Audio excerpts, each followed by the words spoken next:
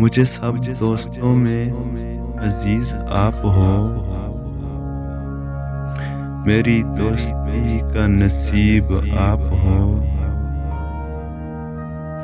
ज़मीन पे रहते हैं मगर चाँद जैसा है। मेरी दोस्ती की हद उस पे ख़त्म है।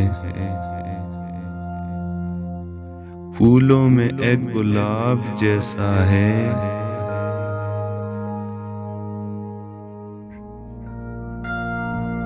एक दोस्त मेरी ज़िंदगी में ऐसा है।